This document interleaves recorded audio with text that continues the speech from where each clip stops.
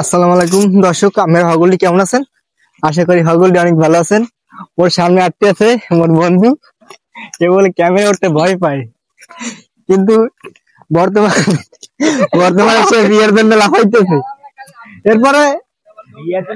এরপরে এই আমাদের এলাকার ভাই ব্রাদার, দেখেন কি করেন ভাই? জব করেন কোথায়? নারায়ণগঞ্জ। ঠিক আছে, জব করেন আপনি? তো এই আবদাটা কেমন লাগে আপনার? ভালো। আসলে গ্রামীণ পরিবেশের মধ্যে এরকম একটা অবদা আসলে আমাদের অনেক ভালো লাগে। তো না, আপনারা যারা আর কি আমাদের এই অবদা আসবেন, তারা অবশ্যই আমাদের আর কি যখনই আপনারা ভগীরথপুর অঞ্চলে আসবেন, তখনই বরিশাল অঞ্চলের মধ্যে আমাদের যেই অবদা, আমাদের গ্রামের মধ্যে দেখেন আশেপাশে কোনো কিন্তু নদী নাই, ঠিক আছে? সব জায়গায় কিন্তু পাশে বিল, আর এইদিকে দেখা যাচ্ছে যে ছোট একটা খাল আছে, তো ওটাকে নদী বলি না আমরা, ঠিক আছে? কিন্তু তার মধ্যেও কিন্তু অনেক বড় একটা অবদা করছে। তো অবদা করার কারণে আমাদের যে আগে যে ফসলগুলো হইতে মাঠে, তা এখন আগের থেকে অনেক বেশি ফসল হইতেছে। তো আপনারা যদি কোনোদিন আমাদের ভগীরথপুর অঞ্চলে যদি আপনারা আসেন, তাহলে অবশ্যই আমাদের এই অবদা আসবেন।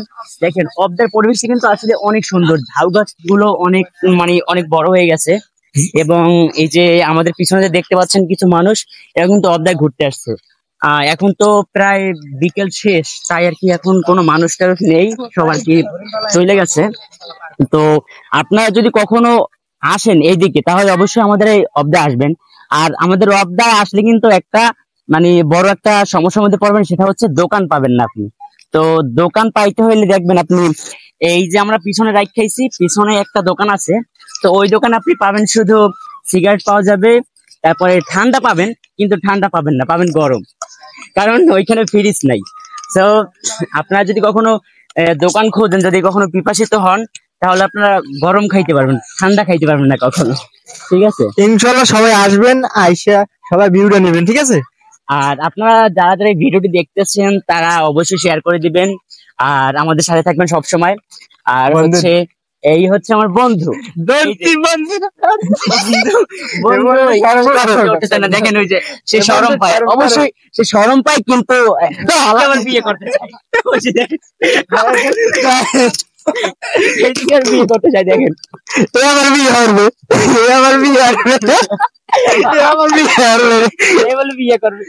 আমি লজ্জা পাই ক্যামেরার সামনে।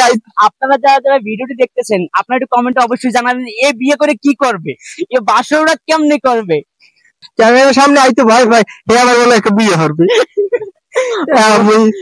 মোর মনে হয় না এ বলে বিয়ে হতে পারবো জীবনে, খালি